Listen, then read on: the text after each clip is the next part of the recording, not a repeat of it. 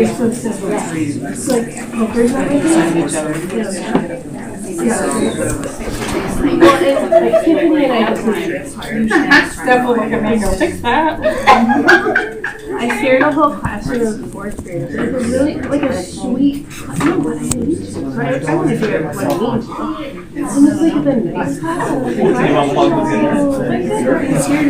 He looks really mad. And I was like, sorry, I was because I was going from one. This is me thinking.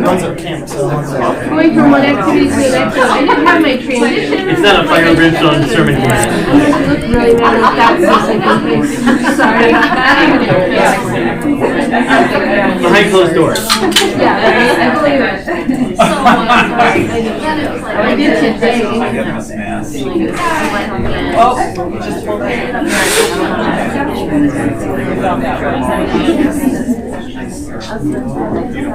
Oh, right. Technically, I'm going to take this.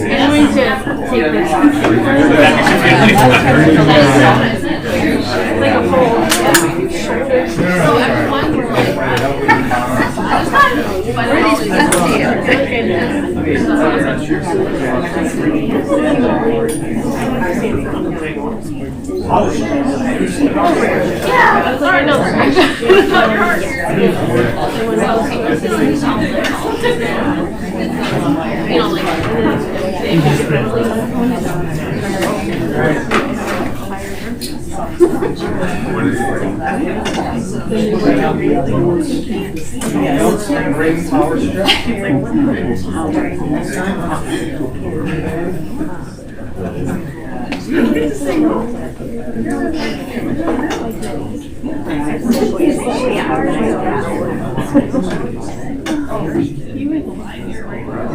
Can we have a show?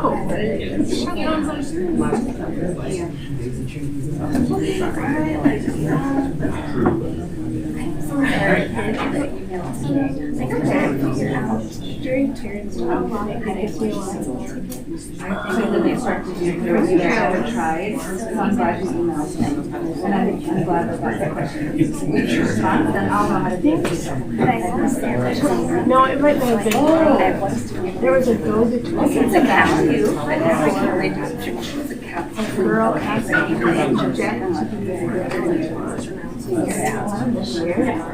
she's like the really sweet. So last year too. So when I say I wasn't that tall, so I'm looking at well, Jack has a crush, and he's fine with we're fine with that. Obviously, I keep track of where can't date so he's fine with it. So this girl goes, so and so wants to know if you were Valentine's. And he was like, well, probably not, but in the future maybe, but probably not. He's like, tack to your father. So there's so many. Showing along Saturday.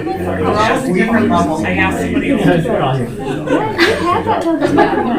It's your voice. You would be.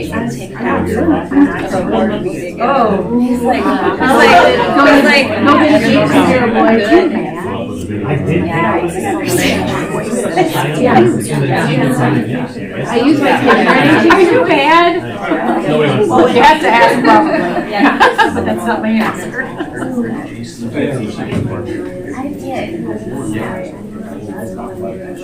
You know what's here? Yeah.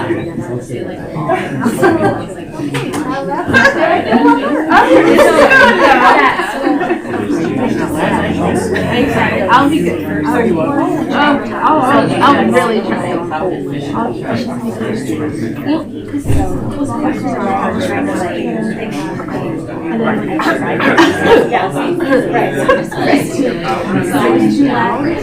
from last year. I don't think we decided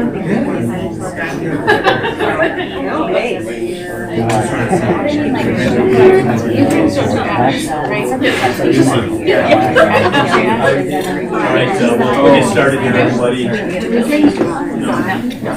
Those insurance, some of the traditions. All right, I call this meeting of the Lake Country Classical Academy to order at 6:04 p.m. on February 18th. In accordance with Wisconsin Open Meetings Law, the required public notice of this ran Saturday, February 14th. In the Waukesha Freeman, was posted on the LCCA website and the front entry doors of both campuses. The LCCA mission is to train the minds and improve the hearts of young people through a content-rich classical education in liberal arts and sciences with instruction in the principles of moral character and civic virtue.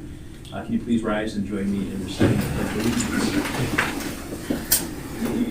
Pledge of Allegiance to the flag of the United States of America and to the republic for which it stands, one nation, under God, indivisible, with liberty and justice for all.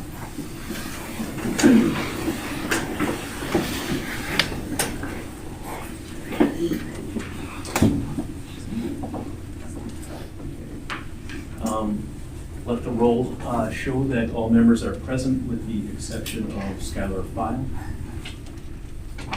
Is there any objections to the minutes from the January 21st meeting? Sorry, the agenda. The agenda, sorry. The minutes. Any objections? All right, since there's no objection, the agenda is approved. So we'll move to board response to January public comments. I'm gonna take some liberties here with my answer here, just because there's been a lot of comments from a lot of people, a lot of questions. So I just want to say something real brief before we get to the public comments. And so I'm gonna instead of doing explanations of things, just kind of get to five points that I want to make sure people hear if they haven't heard it yet, or I just thought having it in points instead of surrounding it with too many words, the message would be clearer. So 5 points I just want to make before we get to our public comments. One, I want everybody to know we're having weekly calls with Hillsdale just to ensure lines of communication are open and there's no miscommunication. We had another one yesterday, and we agreed we should be focusing on the head principal search rather than talking about things that happened in the past. Point number 2, Hillsdale will approve our next head principal before they are hired, so I will make sure that's clear. Point 3, the head principal will report to the board, not to the executive director, and that is in line with the Hillsdale preferred structure. Point 4, John's role will be revised as needed after the next head principal starts. And point 5, the board is committed to remaining a Hillsdale member school. It's the overarching goal on our strategic plan and a qualification to be on the board. So again, just wanted to reiterate those. That isn't new news, but I know everybody isn't there when we talk about these things, so just want to make sure everybody knows that.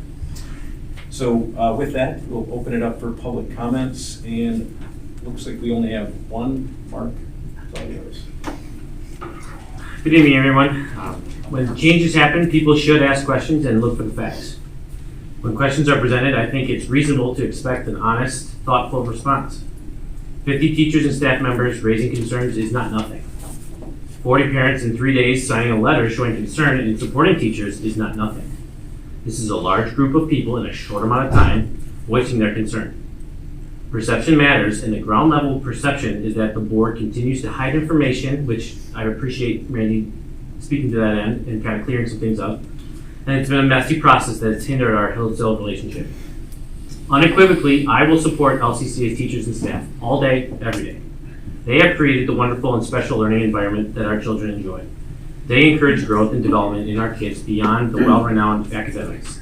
They have endured challenges that come with starting and growing a new school, and they have carried that weight day in and day out, despite the outside noise. I choose to stand with the many, the ones that are here every day. I will do my best to give them the encouragement they need because they are the ones impacting and cheering on my children. My hope is that the board will do everything in their power to secure our Hillsdale member status and preserve the foundation that's been built here. Thank you. Thanks, Mark. And we agree about our teachers as well.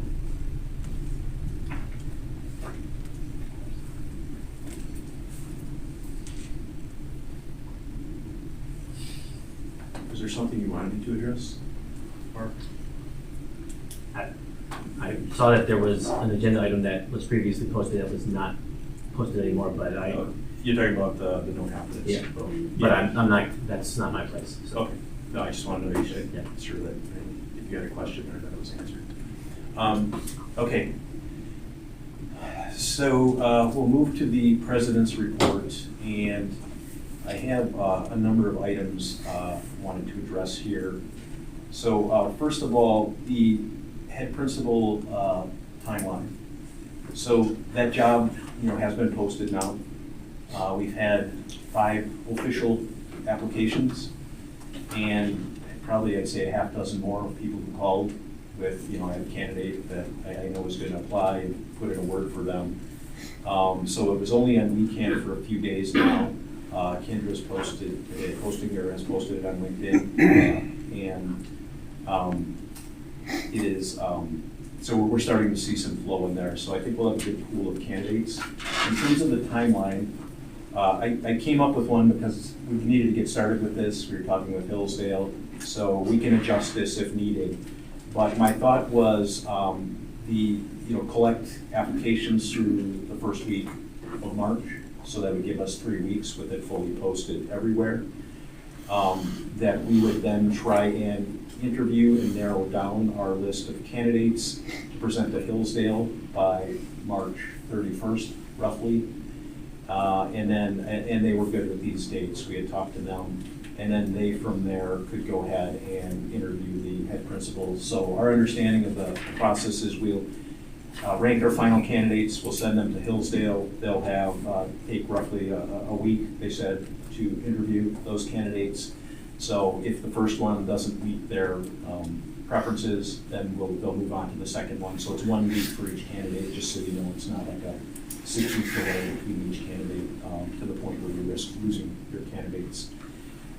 So I just wanted to make sure, we may need to have some flex on this, but I just wanted to make sure everybody was okay with those kind of loose deadlines. And I mean, given where we're at in the calendar, there's not a lot of room for flexibility, but just wanted to make sure we were all on board with that.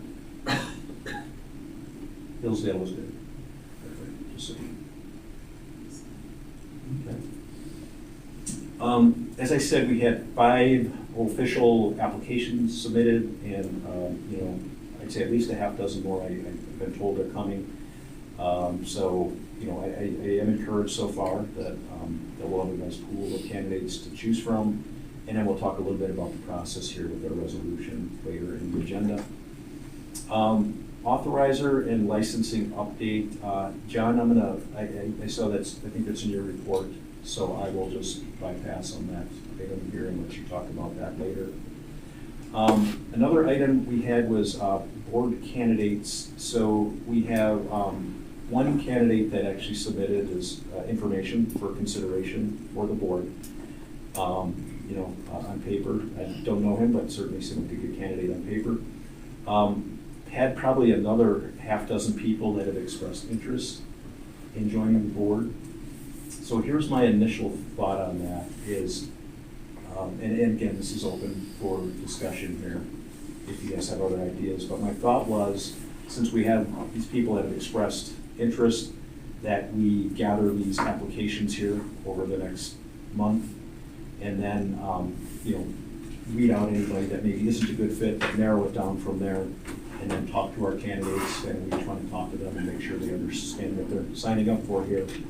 And then I thought a good time, since Tom is rolling off in May, if we target this April for kind of gather whoever wants to apply, applies, we talk about them, meet with them, and then actually vote for these candidates in April, and we'll need at least 2. So we can have between 5 and 9. I don't think we want 5, because then we risk if we lose one, we can't do business. But sometimes 9 gets too unwieldy, so that 7 target seems like a good number. But obviously, if we have good candidates, we can use those other 2 slots to add candidates to. So April would be the vote? So April would be the vote, so collect the applications, spend the time, interviewing, talking with them, and then April would be the vote where we have our, if everybody that says they're going to apply does, our half dozen or so candidates. Any thoughts on that? Not that they have to go to the Hillsdale training that's happening in April. There is a Hillsdale training happening April 22 to 25. We must be meeting right before that, or right close to that. The 21st. Again, so I suppose it could always go to the fall one, but I just thought that matters. If that somehow moves our thinking and To March. bringing somebody on and then setting up the training on the 22nd. So Skylar also brought up the point that with the head principal, vote coming, presumably it will be before, and probably at the end of March. He brought up the point that perhaps we would want to add at least one member in March, and then maybe take the remaining candidates and have one or two added later in April. So I told him I would share that. So what I told you was just my initial thought. Yeah. But, that would be another possibility as well. So I don't think anybody has any strong opinions on that. I do. With the gala being on April 24th, which coincides with the Hillsdale training, and my new involvement in that, along with my full-time job, April's probably going to be, the next 8 weeks are probably going to be very, very, very busy for me. So I want to be able to make sure that I have time to connect with, if there's 6, 7, 5, however many people there are.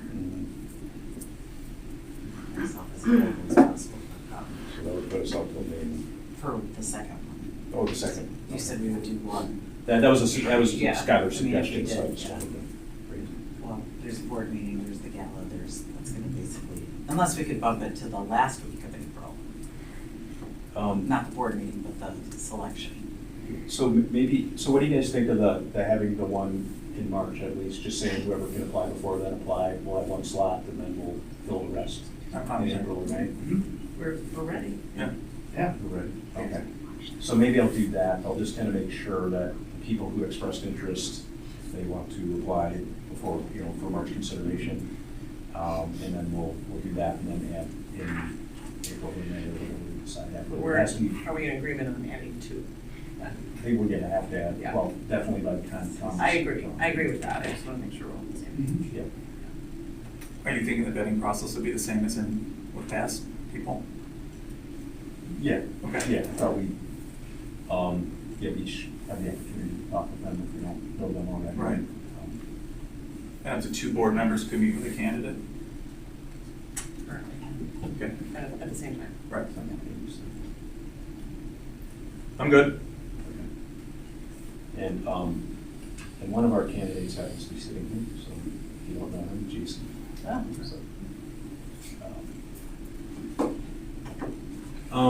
So,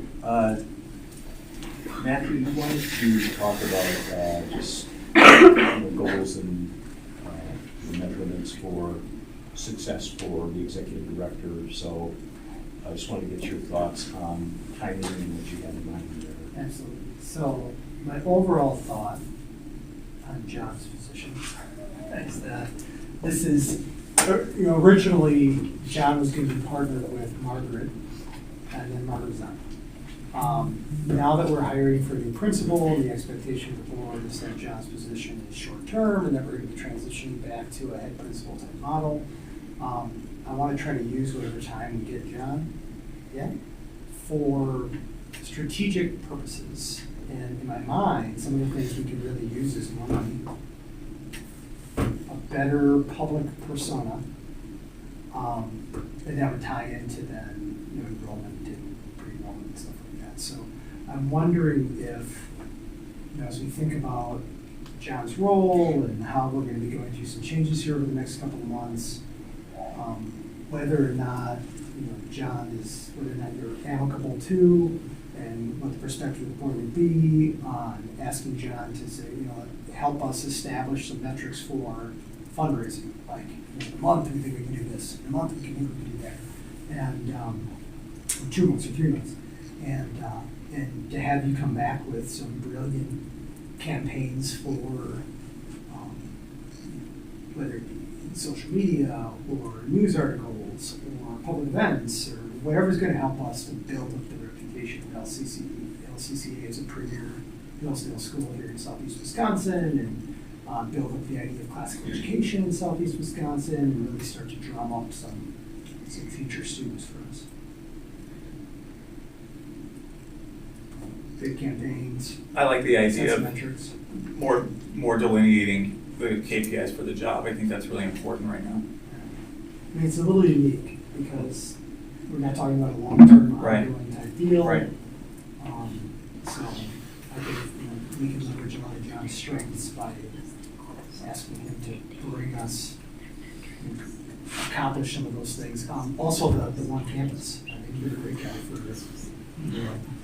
Establishing, going out there, laying out some strategic pathways to accomplishing one. There are 3 ways we can accomplish one campus. I think those would all be very helpful to us, and if we had those before John's position ends, that could be a great use of his time. And something that would free up, and that's something that once the head principal comes on, it's still very important, but it's very time consuming to fund it. It's very time consuming to go out and do public, correct me if I'm wrong, because that's really 100%. And very time consuming to go out and figure out how we're going to get one campus done. I would love to see John come back every month with, here's what I've got, and here's what, completing all of this with my time left. Yeah, I mean, definitely want to use whatever time we have with John, the maximum capacity. I know this is probably these next few months here, and teacher contracts and enrollment and everything else, so it might be difficult, but maybe, hopefully if we have that head principal identified in the April timeframe, maybe sometime after that we could focus on these other things that work. That'd be great. Yeah. Well, I think it depends on what the availability of this person is going to be too, because they can be identified and tasked at people, but not be able to get out of whatever their current situation is until July 1st summer. is probably Yeah. the most realistic date for their Right. So to be cognizant of that timeline is not necessarily when they can be driven by us. Right, right. Yeah, moving in the direction where that is delineated, I think is important, because one of the struggles we have in our community right now is a misperception or an understanding, and not sure if a new head principal will report to the executive director. I know that some of this has already been communicated, but sending a clear message, and that aligns us with Hillsdale guidance, that the head of school should be running the school. So we'll keep beating that message.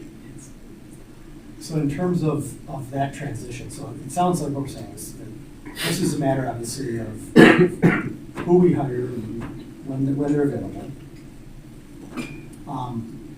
In the meantime, John's obviously got a lot of responsibilities with the organization, in addition to all the things I just laid out.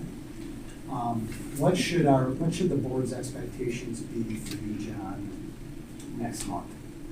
So part of this, I think, is maybe the strategic plan. Maybe you've got some of this in your report today, so maybe I'm getting ahead of the agenda. But let's see here. For as an example, we've got a 90-day, so by March, establish draft and clear vision statement that aligns with the mission. And by March, assess range of enrollment scenarios for 26-27 school year. Director of Advancement has been hired and onboarded by March. And finalize pitch, case statement to be used with donors, what we want to be when we grow up, so on and so forth. So these are all just part of our targeted goals for 90 days. Are those clearly defined enough for you to actually know what you're trying to hit by March? I don't know who was standing up without saying that. So, just step back. First of all, conceptually, I love what you're talking about. That is how you're going to help your organization. If we were starting at the beginning of something, absolutely great. We could do that right now. I'm a big believer in things like OKRs, objective and key results for running organizations, especially with teams, and a multitude of, of different parties involved. That all makes sense, and I would prefer to go that way. Our current situation, I would say, speaking candidly, we have not been healthy for a bit. And I would put it as we're getting healthier slowly. I say this because of some of the recent, as I've started to put out more regular communications, I think from the town hall, plenty of still disagreements, concerns, worries, anxieties, all that. But just a quick comment on that, I was going to address it anyway.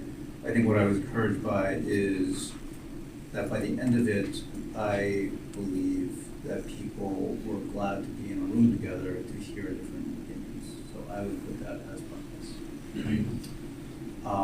I think you know this, and I think we talked about this leading up to all this. It would be easy, it would be a lot easier if I just came in here and laid out a plan. Actually, I think when we were doing the strategic planning from before and the idea of casting vision and strategy, like I put one forward just as by way of example, meant to be purely an example to then get feedback and just jog people's thoughts and bigger picture things and aspirations and things that lead to a great story to be able to tell to go have a successful capital campaign. This is one of those things that for achieving those big things, we need a genuine story. I think, especially the people around this table, we're all capable. Like, we can make people feel like they're changing the world in buying a big pen. But that's not this. This needs to be a genuine story. It needs to be actually true. Left, right, up and down, embraced by everyone in the community. Parents, students, teachers, like everyone, the board, like it needs to be the same. We are nowhere near that. We've never put ourselves in a path. So I am a very strong believer that how we get there, we need to have a culture of getting everyone's input around the table, stakeholder buy-in, and everyone can get their viewpoints out there, and then we'll assimilate them to construct that story. And that's how that will be successful for here. I think we're on a path to be able to do that. I was going to address this later, but one of my next items, starting the habit of communication. We've had like the hit list of things that we have to plan and tackle and take care of. The next town hall will be another open forum, and I think we're going to actually tackle a specific topic. I've had to socialize it with some people on the staff just in terms of the setup and thinking about that it's going to encourage more discussion and getting all the different perspectives, teacher perspectives, parents, families' perspectives, so on, and it builds up into what we need to put together that story and put ourselves in the path. Now, I think I'll put it out to you. The things that are included in the back of my director report are intent to sort of facilitate a process for the board.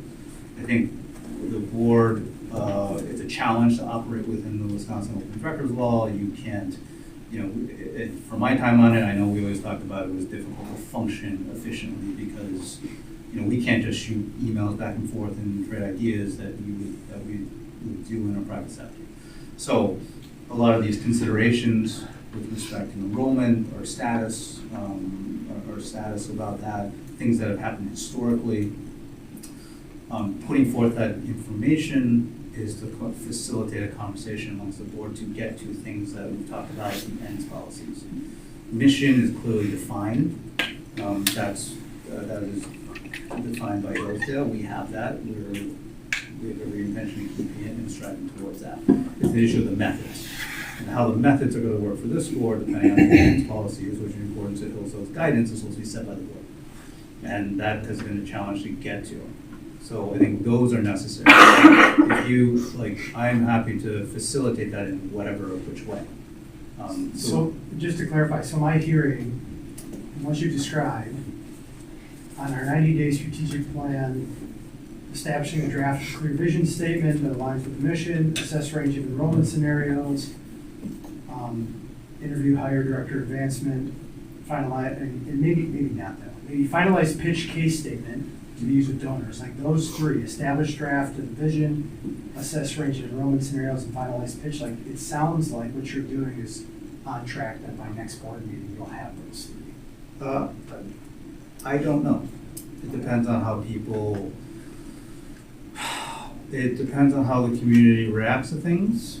Things such as, I think, the next town hall and the open discussion with a specific topic. It'll be interesting to see what progress we make. It'd be good if we could try to hit those, and hopefully we all agree that, you know. That would be preferred, for sure. That Are would you be asking ideal. like draft proposals, like for discussion? Yep, all of these are drafts. So establish a draft for clear vision, assess range of enrollment scenarios, finalize pitch or case statement to be used with donors. Those are all in our 90-day, so March 26th. Those are his responsibilities. You know, because we're sort of in this transition period, and by the way, that's been updated a little bit, just so you know. So, yeah, it's on the agenda too, some of the, like the advancement directives. So just a couple of things I'm just thinking in terms of like short-term goals, because we have, hopefully if this goes according to plan, we'll have a new head principal in, you know, after the next meeting, even before the April, or the new one identified. And then we'll know when they're starting, what is their skill set, what role, you know, how we work with you. So I'm thinking like we have some key things to get there.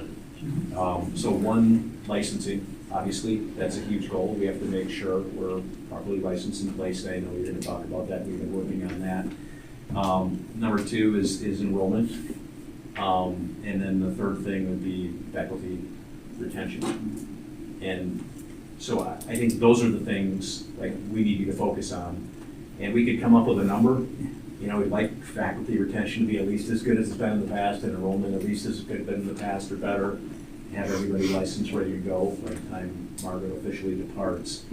But I feel like those are things that we need to just get done, and we could come up with a number to feel good, but I think those are the things we need to focus on. And in the short term, those are great things, but I think we need to get through these things, and then we can spend more time on end policies and things like that. If we can't do them all at the same time, I mean, I just wonder how much of this we can get done in a month. I don't know what your day looks like.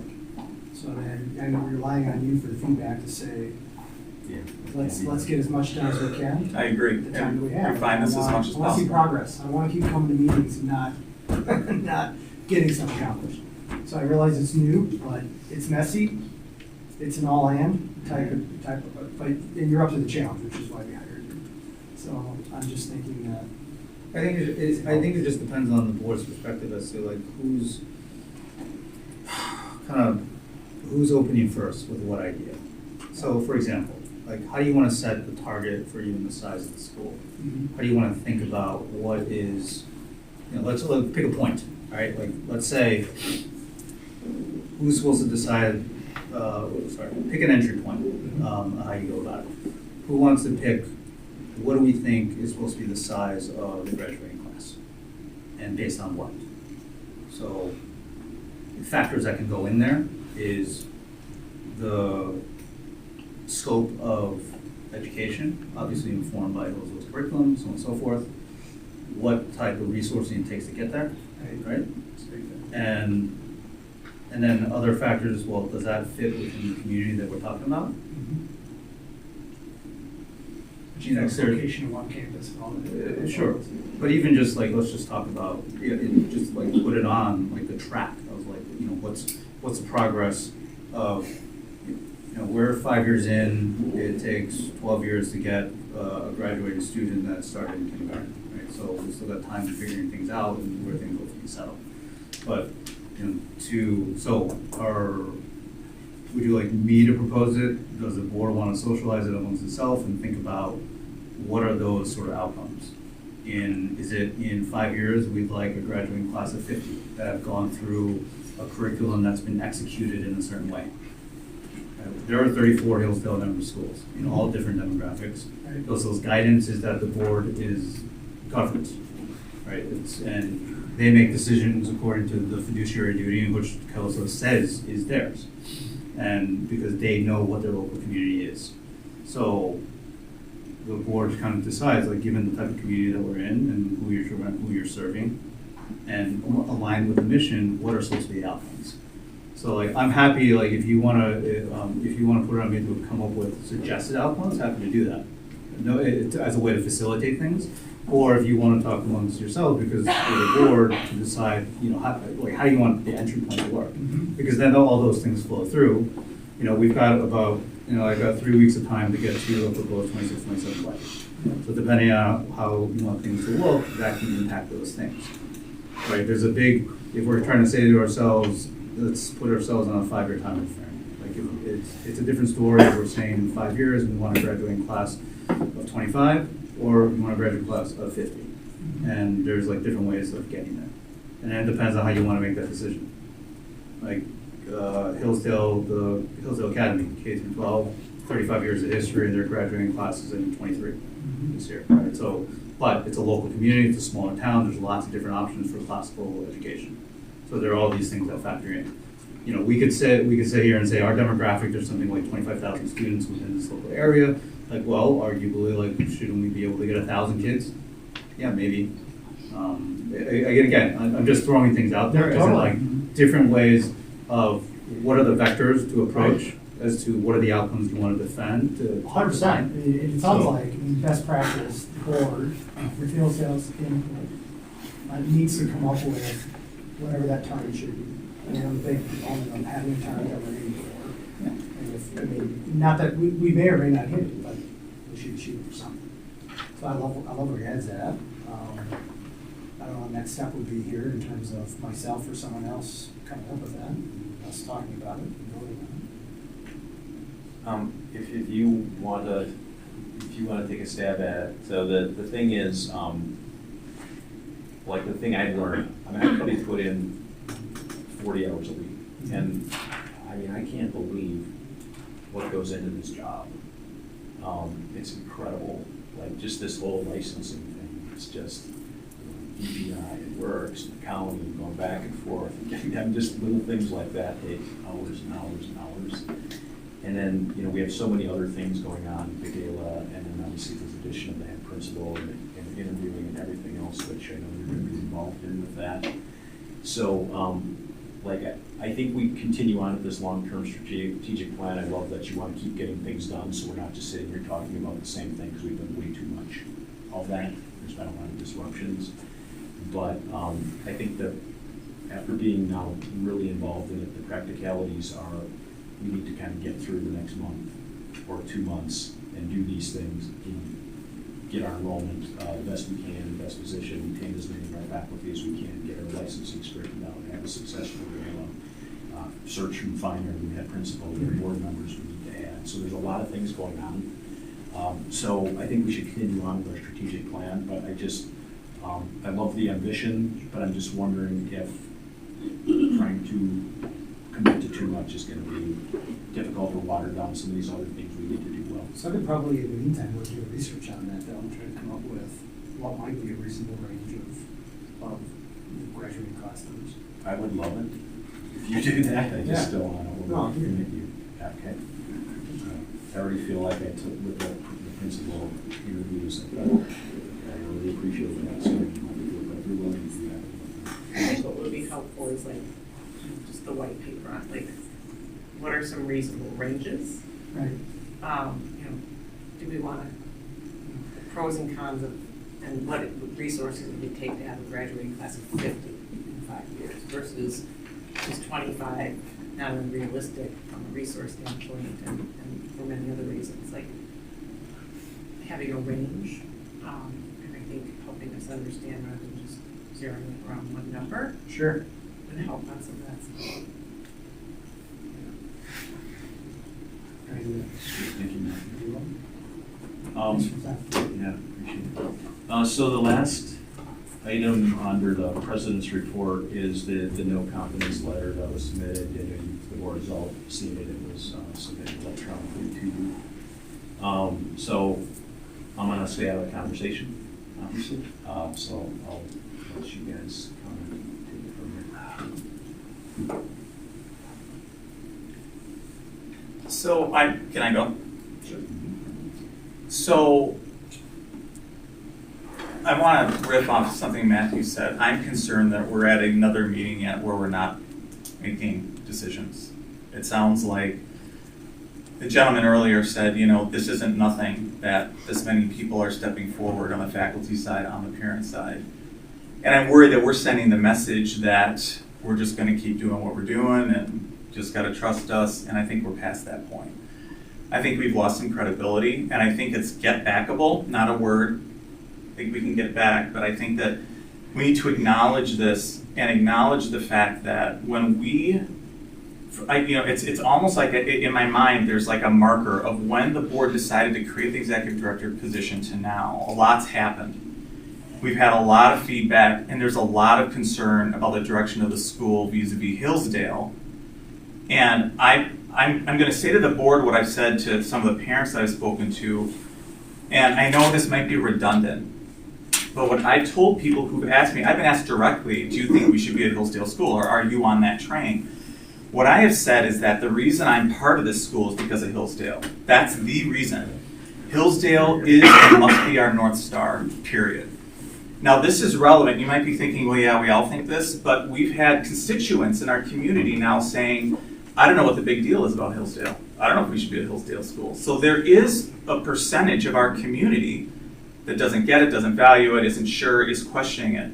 So I think that is part of the instability that people are feeling. And the board needs to we need to get back in good stead with Hillsdale. We're a member school. We're going to be candidate member school. We need to be doing everything we can to get back to that. Does anybody on the board disagree with that? No? Okay, good. With respect to John and the executive director position, I'll tell you this, everybody. John loves this school. He loves this school. I remember the reason I voted for you to be on the board is because of that. Your support of Margaret, the ethos of this school, the mission of the school. Okay. So the decision was made to do executive director, and now a lot's happened. We've received a lot of feedback, and a lot of the feedback hasn't been positive. I'm not talking about you as a person, just about this move. The way this is being approached, generally speaking, is the way a consultant would have approached this. Now, I brought this up at the vote, and I was very disappointed that the board didn't discuss this more. I still think that that is the right direction for the school. John's an analyst. He's super smart. Like, you can do so many things I can't do. His whole approach is analyzing, talking to people, getting data, all of that. Giving the board an executive summary, here are the points you need to be hitting, here's what we need to be doing. And then to Matthew's point, if you could be helping the school fundraise and do all this other stuff, we codify that. I still think that that's in the best interest, and it's something that we should be considering. And it's something, a move that Hillsdale has said is promising, would be promising. I think, and Randy, I appreciate what you're saying about like the past is the past and all that, and that's absolutely important. But yet in conversations, it's like people can't let go of it. Like I'm having conversations with people, and I hear for half an hour about this and that, and somebody said this and somebody said that. What I'm trying to do, and I expect and hope that the board would support me in this, is come up with ideas to show Hillsdale that we get it, that we're going to be in line with guidance. If they're telling us things would work that we're suggesting, do those things. Still stay true to our leaders, still stay true to what we're trying to do. But I think that there's a lane here that we're not exploring enough. Everything the board does should convey 100% support of our faculty and staff. I don't believe we have them now. I believe we have some, but I believe that there are plenty that we don't have right now. And that's a huge concern. And I know I've spoken offline with some people, I know that they feel the same way. And I feel like we have our meetings and we're not articulating these things, but we need to, and it needs to be part of the discussion. So that's why I know, and I'll shut up in a minute but that's why later on in our agenda we're talking about a bank resolution. I'm not, until we settle some more of this stuff, I'm not comfortable with a resolution like that. And I have an idea for that. But those are some thoughts I have. I think that there's a tremendous amount of opportunity. I think that the best years are ahead of us, but I think that there needs to be more discussion and more concrete steps taken now, rather than saying it's business as usual, let's see where we are in a month and hope it all works out. I think we're past that. I think we need to take more action now. In the form of.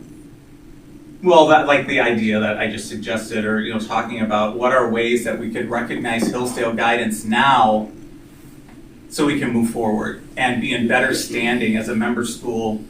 I don't know that it's even possible. Randy has probably the best sense. If we could avoid candidate member school, that would be ideal.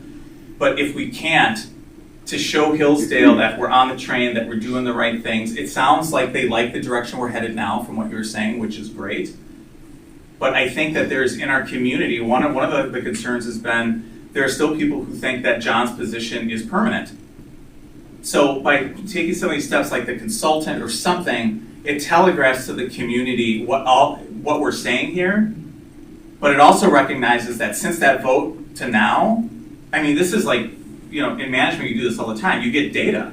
Data's coming in, and it's like, well, do we need to pivot? So I think that's part of the discussion we need to be having. I don't disagree with taking the steps and making more demonstrable moves to indicate that we are in alignment with Hillsdale. And I've had discussions with them too, and since the beginning of the year about our decision and their reaction and how we then can continue to move forward together. And what I heard was that they want to return to the head principal being at the top of the hierarchy, which at least the call I was on, I said I agree with that. And Randy, I think, mentioned at the beginning of the meeting that would be the case. So I think we've checked that box. It has to happen. And then the other box to check, I think, was having them vet the candidates again, which we have 100% agreed to and followed their process, and hires a head principal that values the Hillsdale model and method of teaching and will follow it here at the school. So again, we're moving there in that direction, just we can't make it happen overnight. And then I'm a little unclear on how, if we're gonna amend John's contract or just wait and see what happens, but how that will look after we have a new head principal. So I hear you, Tom, but I don't know what more, like, I think we've said those things. What more can we do today? And yet we have a petition that says we're failing. I think that petition was before we had talked to Hillsdale about making some of these changes. And I don't want to speak for the Yeah, people that I know. wrote the petition. I know. So I don't know. But I am committed to doing whatever we can do to not, if we have to go to candidate member status, but then get back into full member status as soon as possible. So I don't know what more we can do to, we can't hire the person tomorrow. We can't have Hillsdale vet them tomorrow. I assume we've amended the position description to state that that individual will report to the board.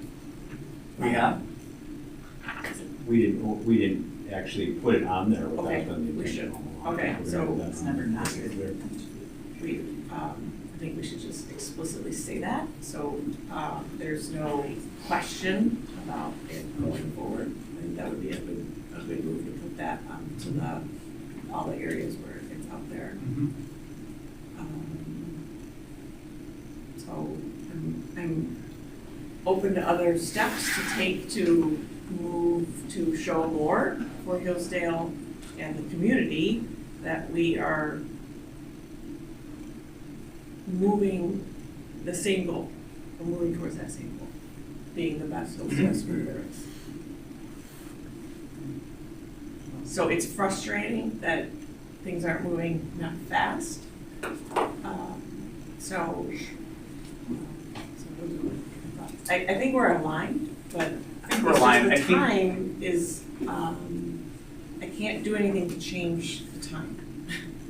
Yeah, and I think, so I'm trying to reconcile, making that amendment to the job description, then, satisfying the content of that letter, that petition, and I can't reconcile those two things. I remember what it all said. Yeah, What it was else was on it? specifically Yeah. what we're talking about. Sure. Thank you.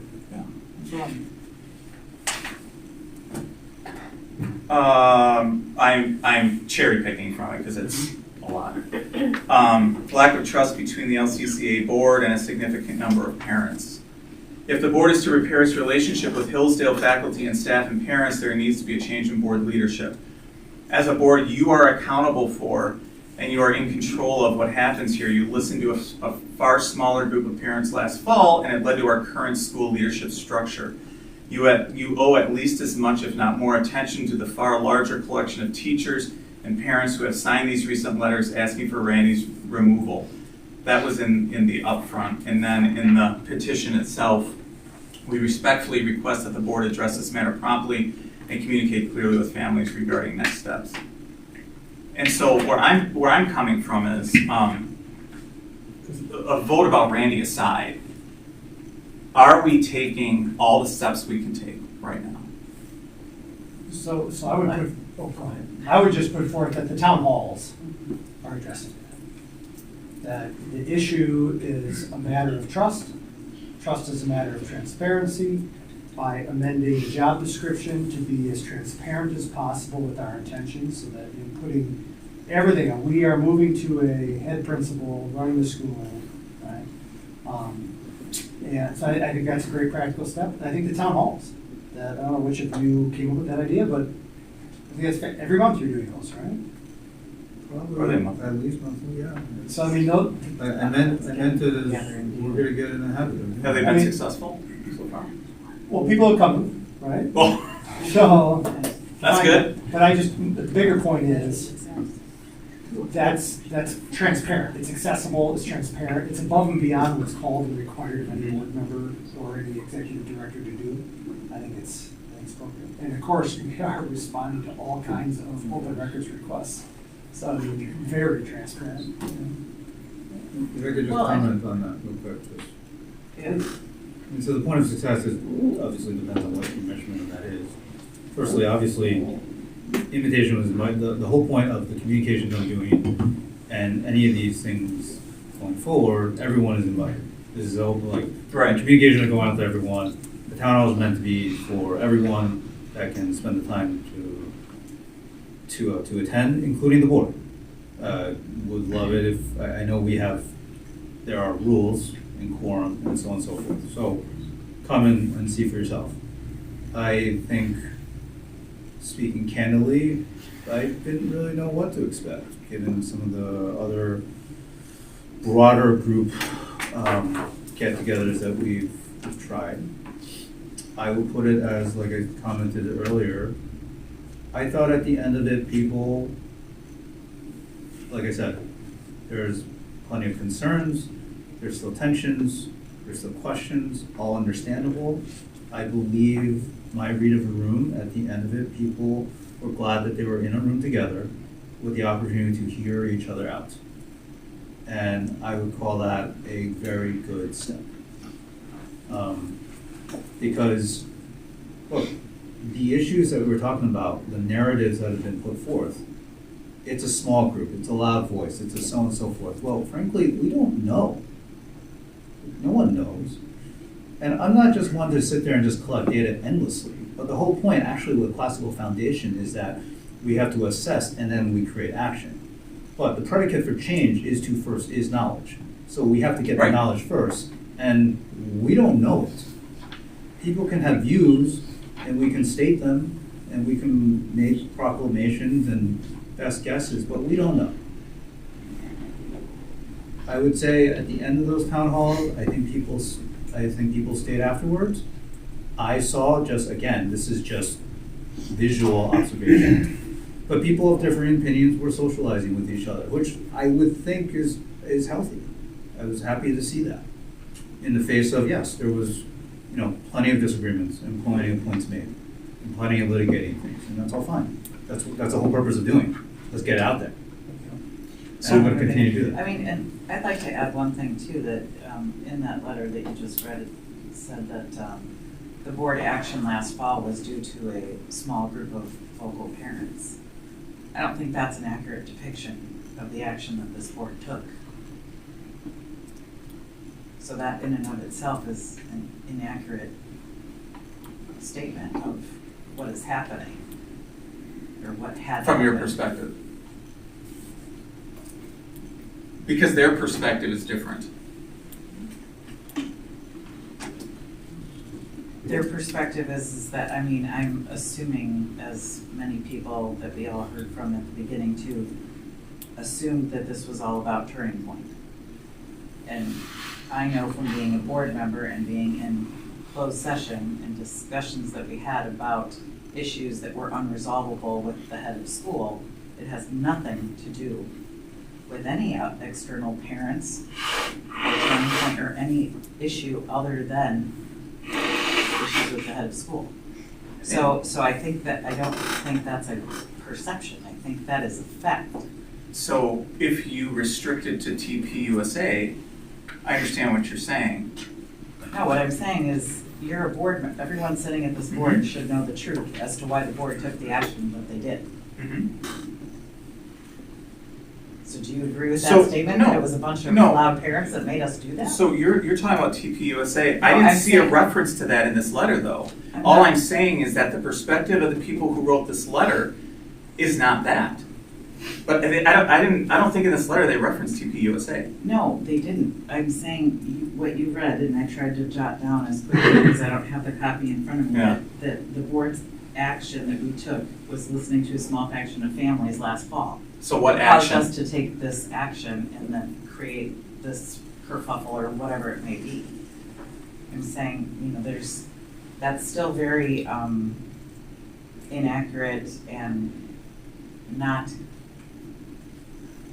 getting into the metrics and the details of what led to our action as board members. I'm not tracking. I think That's fair. Yeah. I'm probably running a few. No, that's okay. Too, so I probably don't make a lot of sense. So I guess, and not to belabor this, but if we're doing all these important things, and we are, and I think we are making progress with Hillsdale. I mean, we have these weekly meetings now, and that's all good. But then why do we have this? So why do we have a good swath of our community saying we don't have confidence in Randy anymore? And I've been more than any other board member, very vocally and publicly supportive of Randy. Okay, so I'm not going there. What I'm saying is, we keep saying, well, we're doing this and we're doing this, but we've got this.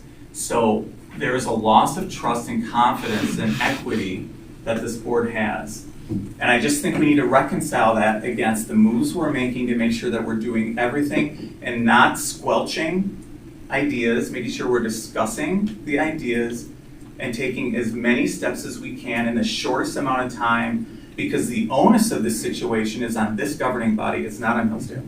Do we know now with the direction we're going, whether the people on that list feel that they've been at the open town hall, or do we need to schedule a meeting I do not with know. those people? To say, here's the steps we've taken, how do you feel now? That's a great idea. That's a great idea, and temperature check. That's what I was getting at, is I think. Sorry, I missed it. No, it's like, now that we've publicly made some statements about obviously our shared vision and some steps regarding the principal and executive director position and all that, has that helped? Has it changed? I think we need to have more discussion on that. Well, we need to, if I can riff on that, we need to ping the community and get some data on that, yeah. Yeah. So how do we do that? What's the best way and the fastest way to do that? Is it the town halls? I think so. Can you just invite those people to the next town hall? I invited everyone. Everybody, yeah, I mean, can we be more, we need to know if those people feel good about, now, and that was a result of hiring ED. Now that we're moving back to a head principal model, maybe that's different, I don't know. I mean, hopefully. If they're listening, I'd like them to write another letter and let us know. Yeah. Where are you now in your thinking? Yeah. No, I think a temperature check in the near term would be great. Yeah. Okay. When's the next one, John? I'm targeting, I was gonna this year, I'm targeting either first or second week. Who's doing your thumb? So early morning. It's, there's a lot of logistics issues with the availability of facilities. We have the heavy basketball schedule, so that limits the availability of gyms. We have orientation sessions, where there are teacher conference nights, so we can't get into that. But my target is like, there's a form of, we have touch points, we have board meetings monthly. If we can get that, with the logistics that we can put in town hall, every 2 weeks, 2 weeks cadence from the board meeting, then that gives touch.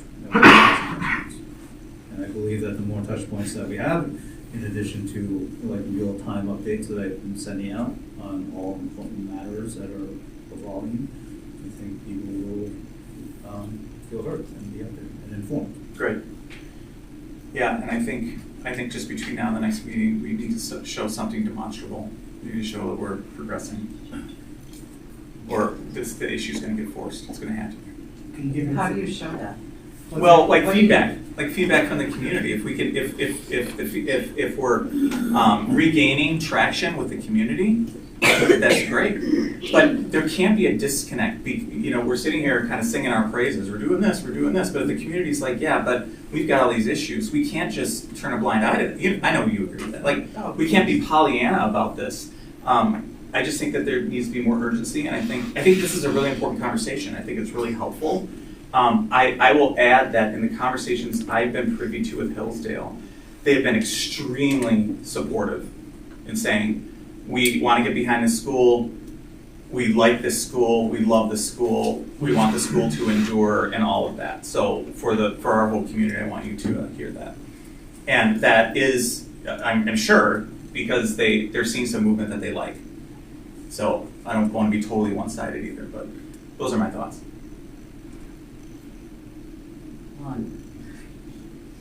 So the original topic was the no confidence. Oh.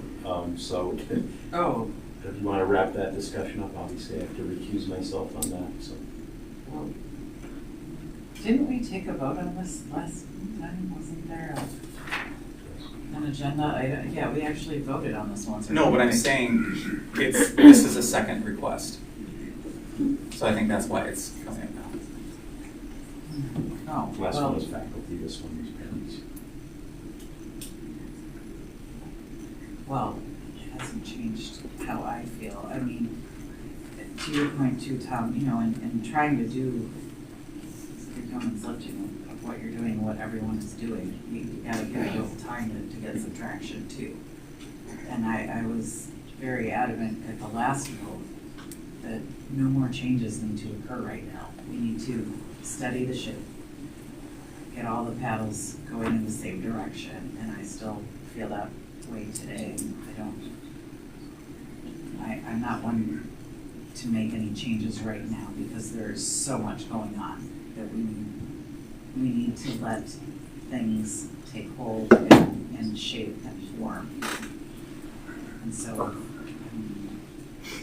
I'll throw my hat in the ring on that. I would equate this to like a downturn in the stock market. You don't sell more stuff.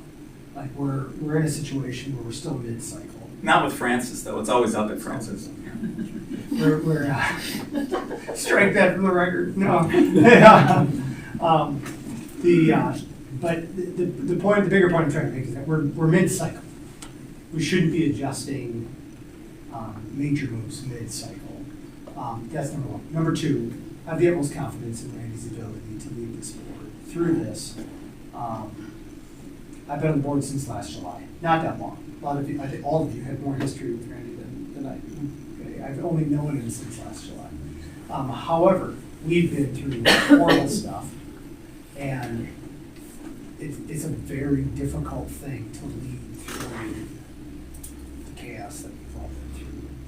And I'm just surprised that you're still here, quite honestly. You haven't lost your grip on reality. But I think, you know, not every decision any of us make is ever going to be approved of by everyone. And, you know, we're making the best choices we can, and I think generally as a board, we should all be very happy of kind of, we're getting there.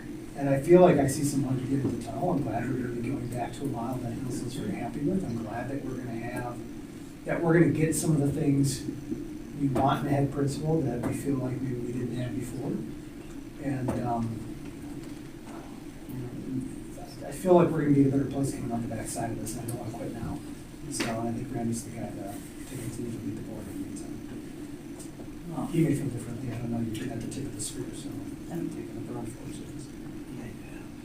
I think in fairness too that, you know, there's not a petition, but I know that my inbox is, I'm very behind on the last 10 days that I was out of the country, but there has been, for every negative email that I get as many, if not more, positive emails. So they didn't, maybe people haven't put it in a format like that, a petition or whatever you call it.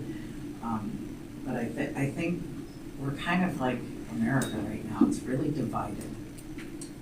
And we have to do what we've set out to do and see it through and make happen what we said is going to happen. We're not divided on attaining Hillsdale member status. Heavens, And I think that's the key. Oh, yeah, Right? that is the 100%. And I think for those who. There's no one that feels that way, right? I think they're, based table. on what Tom said, and I did talk to a couple of folks that I heard that we don't want to be Hillsdale associated anymore, and I said, well, then I guess I will leave the board, because I don't want to be on the board then if that's going to happen. And it's a requirement of a board member, so. I meant no one at this board. Correct. But I think with the faculty and the parents and all that, and I think all of us have a lot more engagement with Hillsdale now, and which is good, and understanding their guidance and working together with them moving forward. And I think that's important for the faculty and parents to know that as well. Yeah, I mean, my only add is generally I'm with you guys, although I disagree that, you know, when you make a decision, you have to look at the data coming in, and sometimes you have to pivot. So I disagree that we just stay the course. And I mean, if we get good feedback from our faculty and staff, we're on the right track, yes. But if we don't, I totally disagree that we just keep doing what we're doing. I'm just not in agreement there. So that'll probably manifest itself in votes down the road. This 40 days, right? This kind of, well, yeah, and you know, we are, well, I don't know, I can't smile about this. I think we're stress testing our community, and I think it's more acute than maybe some of my fellow board members do. And that's okay. You know, we can disagree on that. But I certainly think in management, if you're getting data, you have to acknowledge it, you have to react to it, and sometimes you have to pivot. So I asked the board member, all my fellow board members, to keep an open mind about that. And I'm not, you know, Randy or aside, just the consultant idea, other ideas, and I'm open to ideas that anybody has. I'm just not hearing them.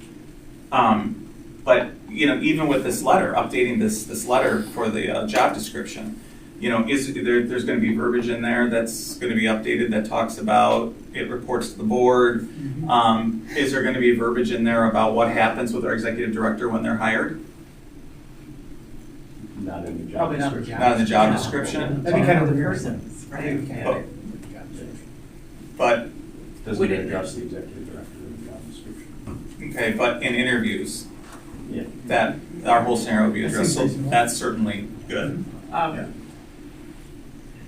know, this is putting it off to the next board meeting, but demonstrable action is having amendment, modification to the executive director contract. Yeah, I think so.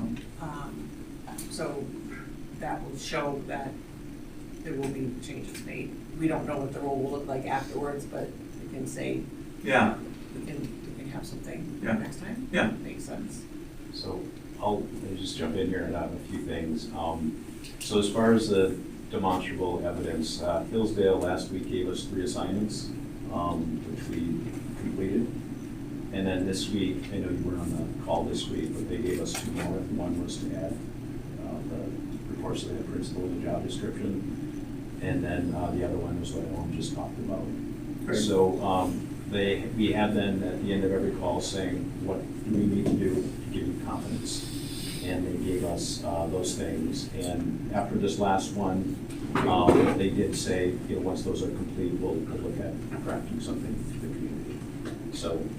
Do you have a sense of, I don't want to put you in the corner here, but do you have a sense of, would that be short term? Whatever they draft? I don't know what they're going to draft. No, but like timing, like. Oh, wait, like in your term when you Yeah. get it done? Well, that was certainly my impression because that's what we asked for. Okay, good. Yeah. Good. Yeah, and we've continued to ask for that because really, a lot of this to me comes down to, I know you, and that's important stuff, what is the perception? But a lot of it comes down to what is that perception based on?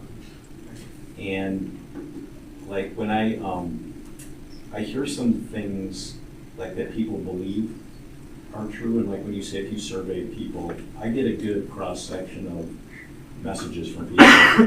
And some people think everything I say is a lie, and other people think this is genius leadership, Right. and then everything in between. Right. So you can ask the people, but it sort of depends what it's based on. And that's why, like Matthew's comment about the town halls, and anything where we can get to know the people, because I know you all have said that you trust me, but there's people out there that don't.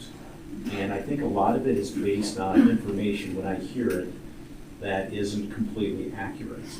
So I feel like the more we can talk and get to know each other, then the more confidence people are going to get.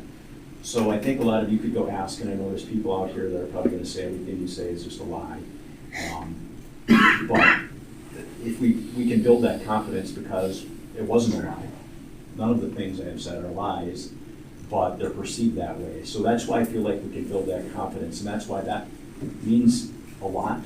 But if everybody really knew everything before signing that, I think a lot of people may not have signed that. And that's the part that I think we can really work on. And like people have said to me, you made these comments like, I can't believe you're still doing this. I can't believe that you're willing to sit here and take this abuse.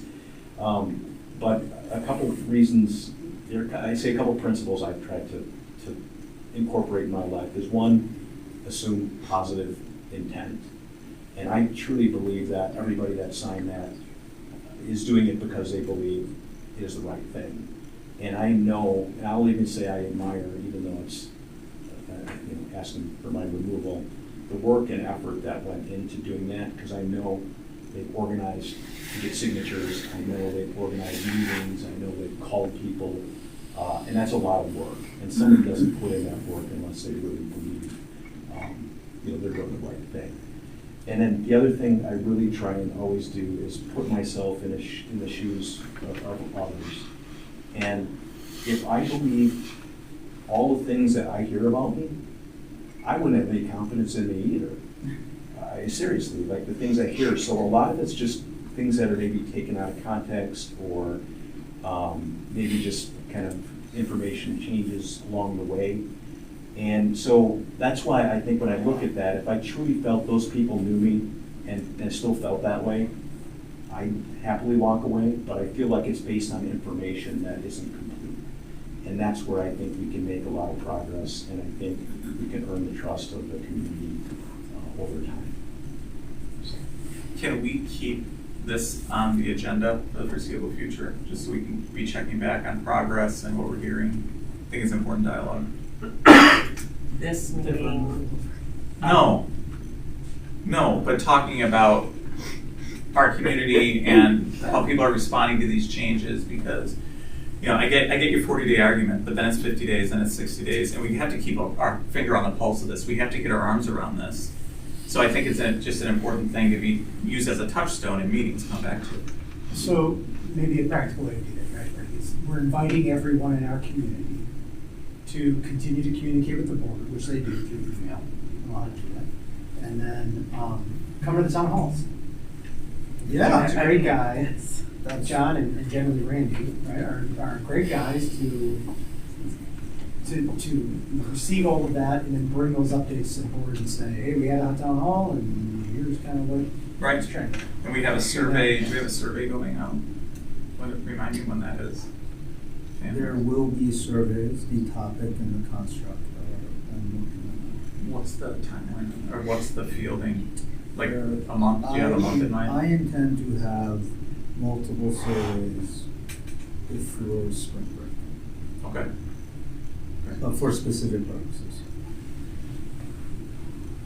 I mean, it's good, right? Yeah. We can take the temperature. I don't know a better way to do it than with the town halls and I guess surveys and having people continue to email. It's a good way to keep the pulse. Yeah, and a note from past surveys is to ensure anonymity. I'm going to, when I do these things, I'm going to communicate out in, like I have with email, I'm going to propose what platform I'm looking to do it, and I'm going to ask for people to reply back and say if they have issues. Yeah, but I think, and this predates you, but I think one of the issues was, and other board members, Randy, maybe you can help me remember, that the way it was programmed, it didn't let you take the survey until you put your name in it. No. I think that there's a program, just for your mental file, I think there's a programming issue. And so, to put specifics around it, I will ask the community in the same way that I've been sending out emails for the last week and a half. I will say, for example, I intend to pursue the survey to do these purposes. And the platform that I'm looking to do is SurveyMonkey with the platform option to turn on full anonymity. Now, if that's not acceptable, there is actually one other platform that not even the company knows where it came from.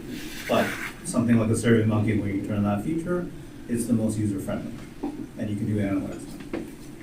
So, but I give this as an example as to how I intend to engage and do it real time. I don't know if I was going to say anything on this. Story my life, man. But Tom, I think you're right. I think by necessity, we'll have this discussion ongoing and hopefully a week shorter, moving forward,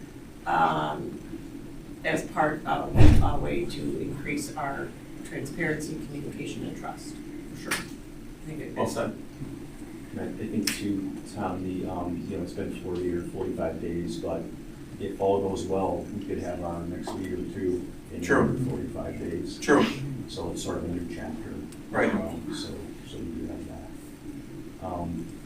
And then, the other thing too, like with the signatures, I remember it was back when we started on the board, or at least I started, you were there, we had a petition with 200 signatures, and, we dismissed that and just said, this is we have to go another direction, we have a reason for doing what we do.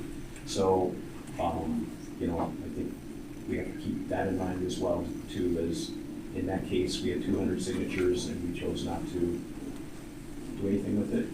And now we have 40 signatures and, we're talking about making changes for 40 signatures. So I think we just sort of have to keep that perspective too, as, if maybe we have to, like you talked about the consultant, and, people don't understand what John does. But then if we switch into consultant, then we still have to go through and explain what does John do versus what does he do now.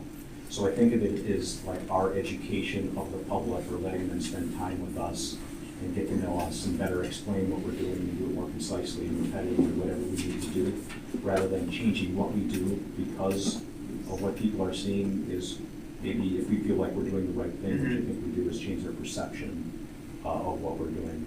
And that's where I think we can make a lot of progress, and hopefully we can at least some. Yeah, and of course it's not 40. There's been a couple, and we have a convergence of things going on right now that's pretty unique too. Yeah. Mark, if you are here after, there's something I would like to talk to you about if you're Or not, if not, if you talk about it. Okay. That's all I have. Okay, thanks.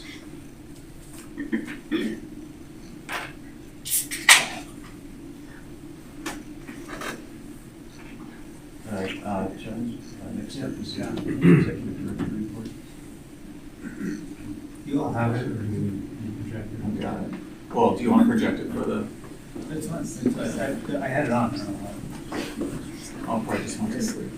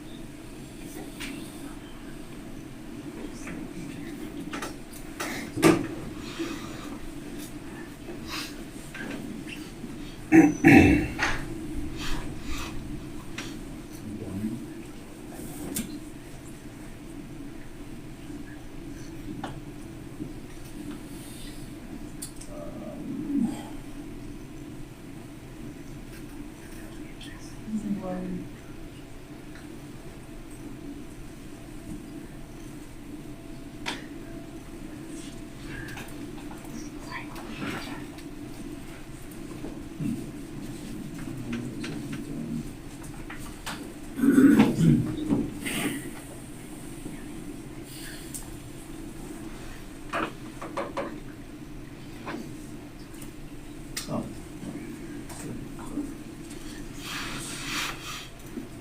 Alright, close enough. Alright, and I was endeavoring to be short this month. Cool. So I kept this report short because if we take it, where's Jordan? Oh, okay.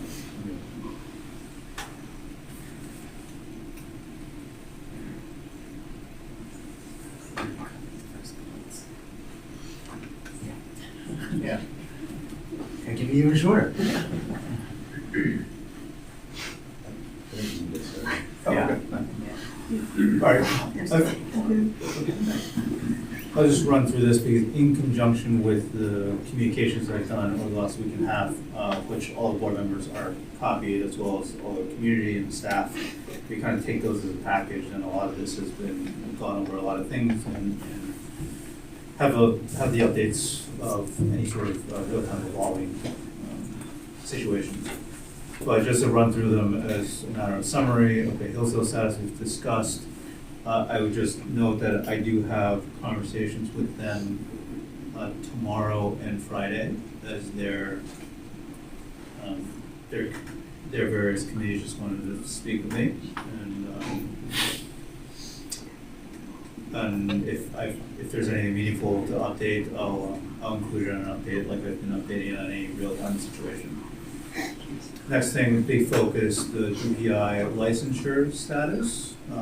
Again, I've had a broad community update ongoing as to all the things that we've taken to understand what we need to do and what are the pathways to be able to be compliant, especially statutorily.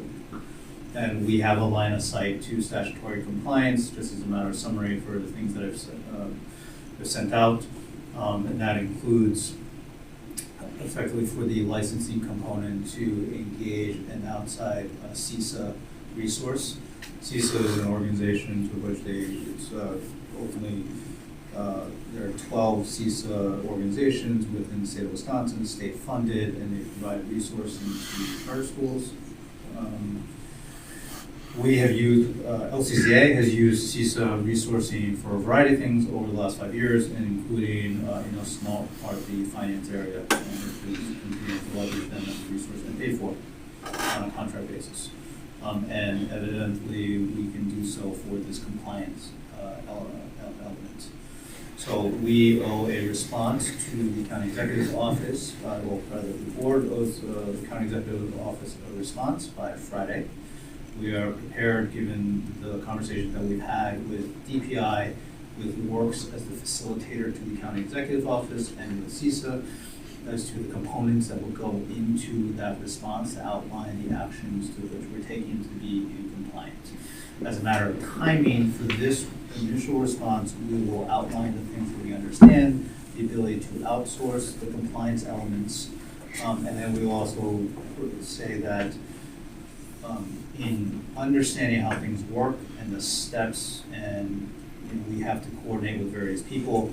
We've spoken to CISA, they have the resourcing available, we have to coordinate the details, the timing, there are things that we need to do in-house and get back information.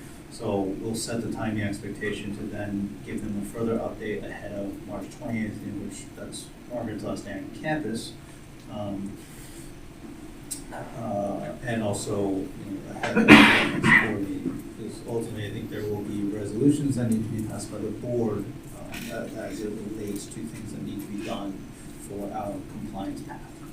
But short of it is we're prepared to respond to that deadline on Friday.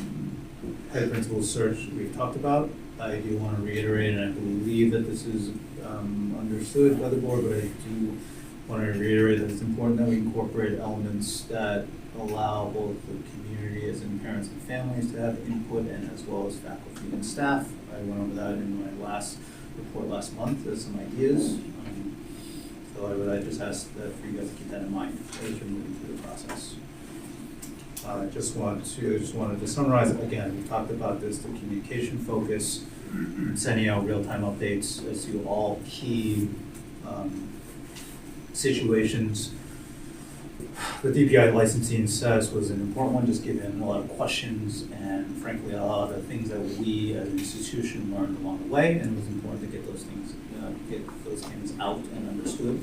And I will continue to do so for the major topics that come about. Last Thursday, ahead before the R&R weekend, we did our first town hall in sort of my focus on providing forums to which the community can engage. And like I said, I think at the end, I thought it was good progress. And we'll continue to have these forums. My intention is that the next one, hopefully the first or second week of March, will be focused on a specific topic, and it'll have involvement of faculty and the community. And I'm working out some details for how that will go, and I will communicate that out broadly for the format and structure, and for people's voluntary participation along with it. The point of it is to create the engagement and get to people to discuss it in the open, as opposed to back channels, social media, what have you.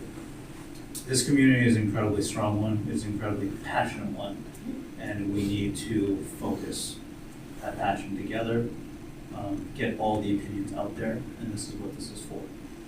I want to circle back to something that you guys were just talking about.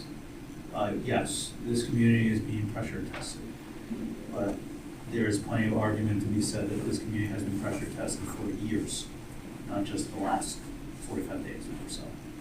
And the idea is to, let's get this all out in the open and let's talk about it. And Randy made a point of this at the town hall to say that if we allow ourselves to have the conversations and speak to each other and listen to each other, then we will most likely realize that we agree on more things than we disagree on. As an observation in the time that I stepped into this role, I would say there are the black and the white, and there are people and constituencies that will sit in those. In those. That's always the case. But the tricky part really actually, because the most actually sit in the gray. And there's many shades of that, and there's a lot of different perspectives. And I really believe, and the reason why I'm here, and I believe most of you are here, is because we believe that we're all rooted in the same thing. The best for our children. I sincerely believe that is where everyone is rooted. And because that is the case, if we get these things out, if we talk to each other, we listen to each other, we're going to end up in a good place. And that's the point, that is the focus of having these open communication channels and doing it frequently. I just want to call attention to, we're in budget season. Teacher contracts will be going out as they, in the normal cadence that they have always gone out in, over the years. And that's going to be in March, right before the spring break. I just want to highlight for you guys, because of things that have all been going on, and kind of revisiting how things have been done, from a budgetary standpoint. It's going to take a bit of time, but I will be delivering that to you a week before the next meeting, so that you have time to review and to have the preliminary vote on that meeting the week after. So just look out for that. Some things that have been initiated, had initial just quick get-togethers with the faculty, ask questions such as, what do you think we should do more, or what do you think we should do less of? And we will have a number of those for the next 3 weeks to come. This section is just information to again, facilitate the discussion among the board, because there are constraints with which the board is allowed to operate. We talked about the idea of moving towards end policies. This is sort of facilitation towards that. There are some things just to touch upon. Enrollment, we talked about this last meeting. This was our DPI count as far as our funding checks are concerned. This was as of today, from the commit to return. So we have the commit to return with deposits that are due. So the commit to return survey was due this past weekend on the 15th. Deposit checks are supposed to, people are supposed to make their payments by the 20th. We have a little bit of flexibility in that by way of policy, but there is a hard real deadline that we need to be able to start talking about other waitlist candidates and other outside interests by no later than Wednesday of next week. But just to give a little bit of a status check, this was provided by our registrar today. This is the status of the commit to returns. So by grade level, and that means for the next fiscal year's grade levels, this is sort of the status of the commit to returns. We have the 19 hard no's across the distribution of the grades, and then no responses, and again, across that distribution. Which I think equates to, what is that, 51 or so, if you kind of lump it all together. Coincidentally enough, I don't have to know, I looked through past years, and there was something from last year that showed, it was in March of last year, that showed 51 withdrawals at the same time from a commit to return re-enrollment. So the exact same number? Yeah, apparently, maybe add together. So that was notable. I looked that up after having sent this presentation, but we can circle back and put it into the record next time. But just again, now look, to be clear, as has always been the case, parents can get refunds up until before the first day of school. So these are not necessarily binding decisions. And that has always been the case. So, is there, like, for the no response, is there a process to follow up just in case people miss the yes, our registrar has always been very committed and very diligent about doing that. There's a process of phone calls, actively receiving phone calls, and be very attentive to that. We've always been very good about that.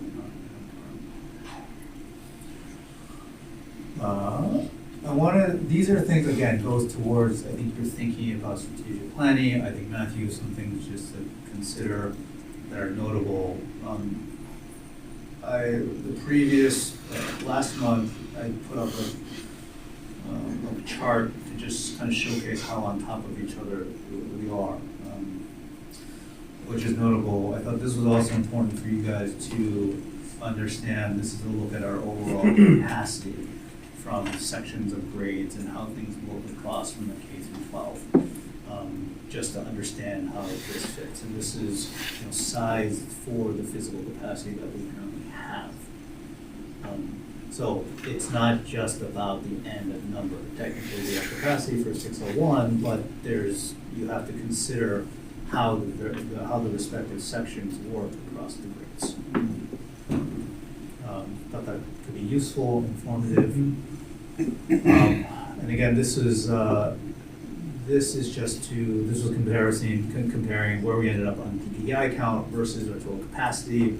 You know, there's a delta there of 63, but again, it's important to look at that across the grade levels, rather than to just say we have 63 open slots against a 601 total capacity, and if you did the totals, you know, the per student funding, you get to a number, sure. But again, you have to pay attention to, I believe, each of the grade levels that we're talking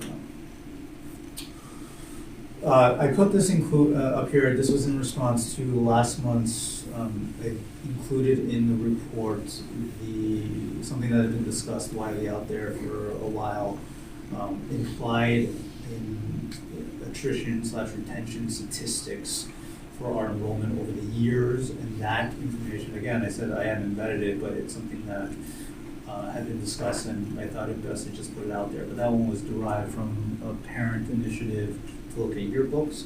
Our registrar's office did the work and actually put out sort of, we'll call them official numbers, or I would say very diligently prepared.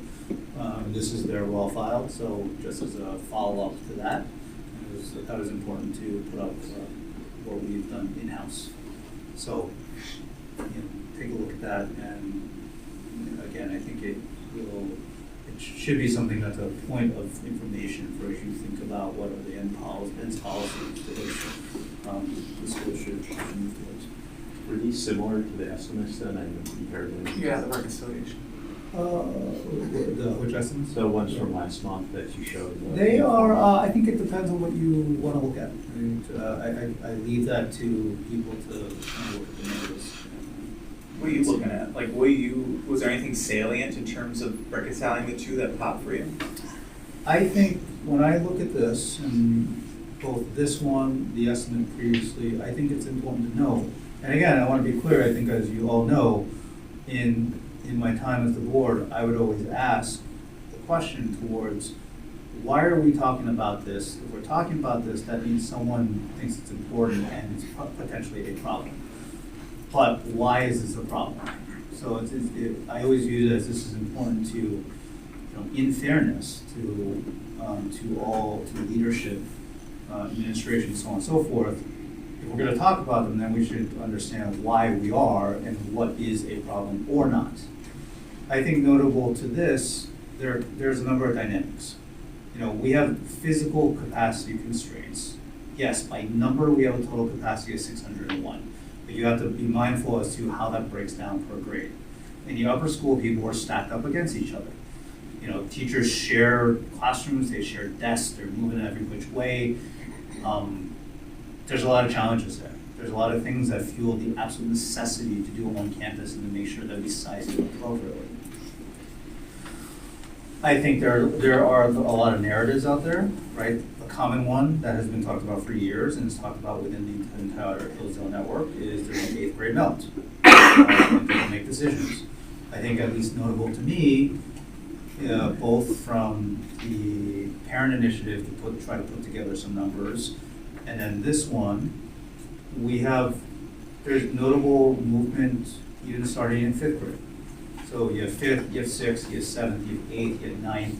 And again, none of this is necessarily a problem until, I would say, the board decides, depending on what you want the end outcome to be, if it is a problem. But it's something that's important to discuss. Because again, depending on the outlook, depending on what you want, say, our graduating class to look like, these things all feed into it. But there's a lot of tricky elements to it. We are not going to have a graduate that started in kindergarten and made it to graduation for a number of years to come. And there's a lot to be said that in classical education, if you're starting somewhere in the middle, that's a challenge.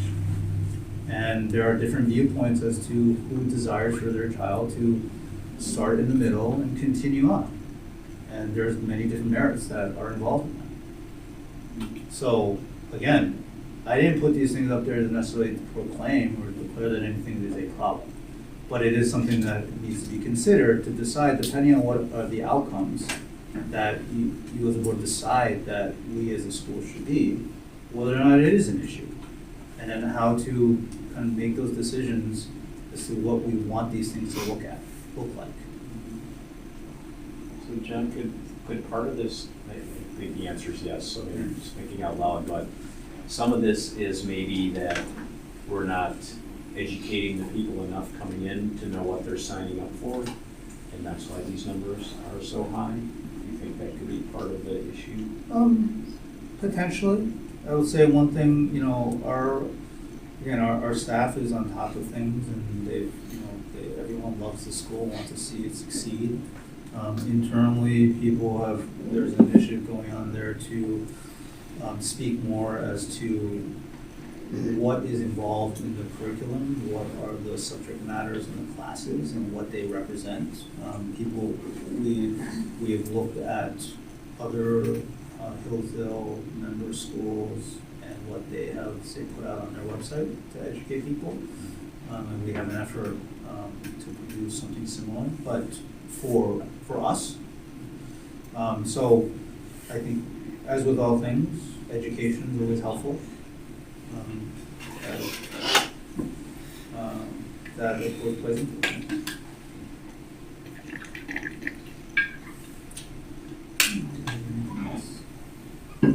Oh, and again, as a matter of facilitation, I had sent out an email to all of you to ask yourselves a question about who we serve. And I think that's an important question. I put in a summary points. Again, this is for you guys because you can't just really speak among each other. But it's something important to keep in mind. And I just wanted to point out too, this is Hillsdale's version to reference. And I think when you're trying to think about the end outcomes, what kind of graduates do we want? What's the composition of that class? How do we want to get there? These are the things that are important to keep in mind. And there's the standard of financial plan. Unless you have questions, that's it from me. And we're running ahead of budget. As far as that, again, more on the budget will be on the next meeting. Oh, right. From a financial perspective, Yes. we've collected more than we've spent. Yeah. Still on target for the surplus in operations, but a lot more of those details to come from this next one. Thank you, John. All right, so next up we have some new business, essentially 3 resolutions that we need to vote on. And in no particular order, I'll start with the first one is the records resolution. So Margaret has been our records custodian.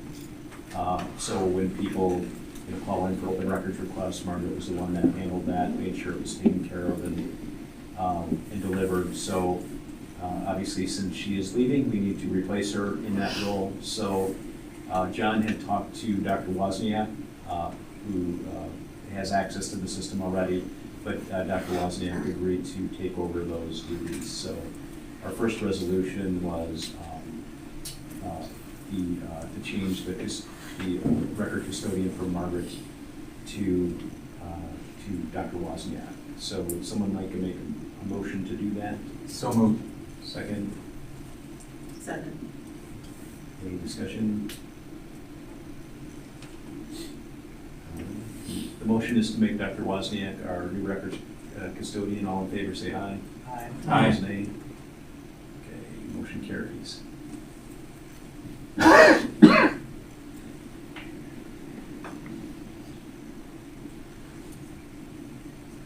All right, next one up is the Head Principal Advisory Committee resolution. So I know you guys, this might have been pre your time, Tom, even, but we used to use. Not that old. We used to use committees, and I know we haven't in the last couple of years, but in this case, I think it makes sense to have a formal advisory committee for the head principal search. So what we are proposing here is, since we're trying to do this pretty efficiently in a condensed period of time, we wanted faculty representation and board representation, and we wanted diversity in the group, but we didn't want to get a group so big that it's going to be hard to schedule. So the idea with this advisory committee is they will take all the applicants, screen them, interview them, and then come back with a short list for the board to vote on and then prioritize to give to Hillsdale. So what we had proposed, and I wanted to get something drafted so we can get this passed to keep this going, was to have from the board, Matthew agreed to do this, and Ellen. So I think those are two great choices. And from a faculty perspective, what we did is Dr. Wozniak and Ms. Joy have agreed to be representatives. So the way we frame this is it would either be them or a designee. So if for whatever reason they couldn't do it or didn't feel like it fit in the schedule or there was a better person to do it, they could choose somebody else from their respective campuses to do so. So it would be a 4-person committee. They would decide on who to send forward, and then I know we thought about having an odd number just as a tiebreaker vote, but we just thought the way we could do it is if it was a deadlock with 2 apiece, that they would just pass those on to the board for decision. So would anybody like to make a motion to create an advisory committee with the 4 members mentioned for the search of a head principal? So moved. Second? Any debate? Okay, so the question is whether to form an advisory committee to screen head principal candidates with Dr. Wozniak, Ms. Joy, Matthew Bondre, and Ellen Nowak. All in favor say aye. Aye. Aye. Opposed, nay. Okay, motion carries.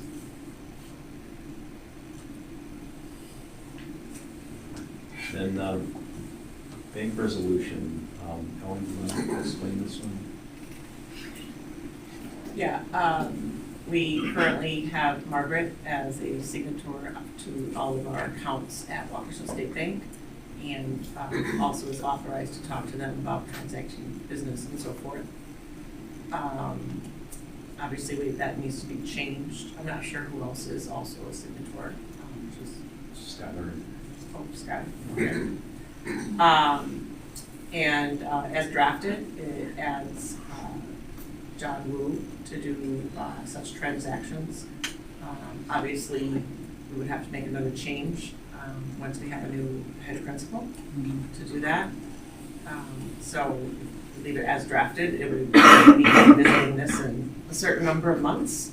It's not intended to be a long-term modification, but it is something that the bank does require us to provide them evidence of the change in writing. So that's why we have to have the resolution. So, Tom, I'll make the motion, and I think you have some questions in this one. Yeah. Okay, so someone like to make a motion to add John Wu on the bank signature. So moved. Second. Okay, open for debate. Tom? Yeah, my point here, I'm struggling with this because the nature of the feedback we've been receiving, just overall, some of the volatility and the short-term nature of John's position, I just wonder if, and I don't know if by law, as I'm looking to attorneys on this, but does it make more sense to have somebody from our business office have this? Somebody who is understanding of the current financial picture, who's been in it, who's been swimming in the lane, and then that would go to the head principal when we have the head principal. Excuse me, I already am a signer on the accounts. Oh, so do we need this? I think that since John's leaving the school, I think it makes sense to have him on there in case needed. He may not have to sign too often, but I think it would be good to have another person that's here regularly especially one who's kind of helping to oversee the finances. So my opinion on this is that, with all due respect to John, that because of everything that you've just mentioned, he would not be added. I'd rather just keep that within the business office. He could certainly work with the business office if there's financial. To be clear, I would prefer that. We don't need a resolution. Thank you, John. Okay. Are you the only other one in the head principal? Correct, and Skylar. Skylar, okay, so we have. But our checks require two signatures. Right. That's what it is too. I assume they're electronically signed. So then no motion. Are they electronically signed? Yeah. Or no vote on I this? don't think we need a vote. Mary, are they electronically signed? They are. We would just need to work with Skyward to have Skylar sign that electronic one Okay. and take Margaret's name off. Okay, yeah, okay, so we don't need Skylar to actually physically sign that. Once we get a signature electronically. I think so. That's a bank question. So, yeah, so the main question would be to remove Margaret. What is needed? Because there has to be an action. I know they wanted something in writing to add someone. It probably doesn't hurt to have something in writing to remove. So, How about this? How about if we revise the resolution next month, since Margaret's will be here, remove Margaret, yeah. and then we'll know about Skylar's electronic signature, if we get that in place, and then, since John doesn't think he needs it, and a few other board members think that would be a good idea, let's just make a resolution next month to remove Margaret, and then get Skylar's signature electronic. So we'll just table this one. So do I need to do anything formal here to do that, since we made a motion? It's tabled. Table.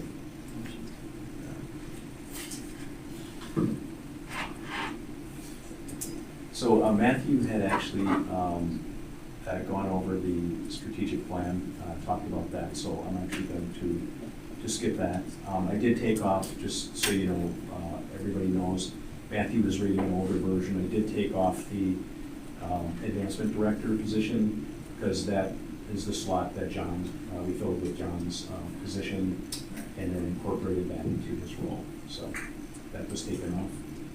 Looks like that's the only change. Depending on, that was the major change, depending on when you, I don't know which paper version you had there.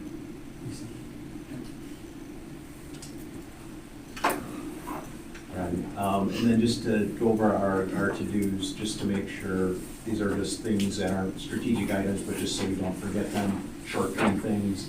Review liability insurance policies. We didn't do that yet. Skylar did that preliminary review. We wanted to do a deeper review. We thought there were some things we could improve, but it wasn't urgent. Mid-year survey, John, you had just talked about that. You're working on that. Update the website for the giving page, had some information on there we weren't sure was accurate. Talked about we're running deficits, and that we get 20% less aid than the regular public schools, and we wanted to make sure that was accurate, because I think that information was probably put out there years ago. Yeah, but there's pre-me, I think. Yeah. Probably sent out right at the beginning. So since you're writing that down, John, I'm assuming it was. Or maybe Kimber could look at it too. I'm just waiting on the content. Oh, you're waiting for the information. Okay. Whatever you want up there, just tell me what. Okay, thanks. The post the strategic human resources policies on the website, I have not done yet. I have them, they're drafted, they're approved. I just need to get those up there on the board docs website is what I should say. And then Skylar isn't here, but he was going to look into the accounting procedure to determine what the, if we move something from one line item to another, what the threshold is before we need approval. So he hasn't given me the answer. If he has it, but I'll keep that on there, and we'll get that next month. So those were our to-do items. I don't know if anybody has any questions on those. And Matthew, maybe we could add some of the new ones here for this one that we have. All right. So if there's no questions there, would someone like to make a motion to adjourn the meeting? All in All in favor, aye? Aye. Opposed, nay? All right, meeting adjourned at 7:53 PM.